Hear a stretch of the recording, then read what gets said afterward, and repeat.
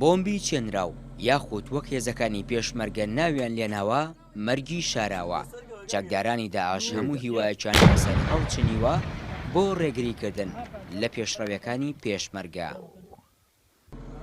لە ساڵی ڕابردوو یەکەی ئەندازەی هێزەکانی پشتیوانی دوو هێزی پێشمەرگەی کوردستان لە باشووری کەرکووک زیاتر لە 22 تۆن بۆمبی چێنرا و مەوادی تەقەمەنی داعشیان پوچەڵ کردوێتەوە.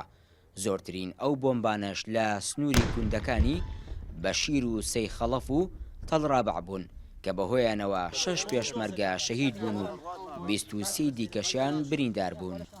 ساڵی ڕابردوو ساڵی 2015 وەک کەتیبە هەندەسە هێزەکانی پشتیوانی دوو زیاتر لە 7000 ئەبوو پوچەڵ بکەینەوە. زۆری ئەبووەکان ئەوە تەخمین دەکرێت بە 22 تۆن و زۆری ئەبووەکان پێکاتووە لە بەرمیل، لە جەلیکان، لە مەنجەڵ، لە قنینە غاز.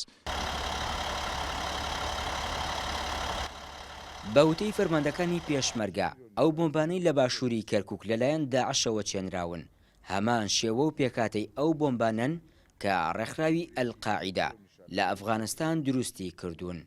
بە پێی ئامارەکانیش لە ساڵی 2015 بەتەنها لە باشووری کەرکووک 182 پێشمەرگە شەهید بوون کە نیوەی زیاتریان بەهۆی بۆمبە چێنراوەکانی داعش بوون.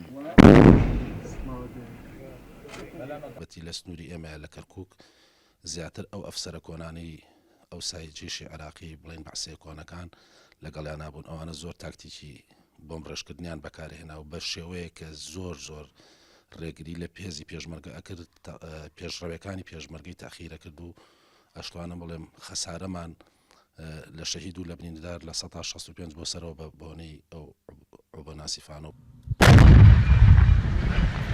داعش لەلایەک چەندین پیلانی بۆ هێرشکردن و لەلایەکی تر چەندین بربەستیشی بۆ پێشڕەویەکانی پێشمەرگە دروست کردووە.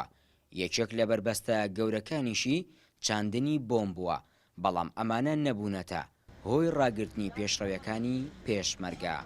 دەریا کامەران NRT کەرکووک.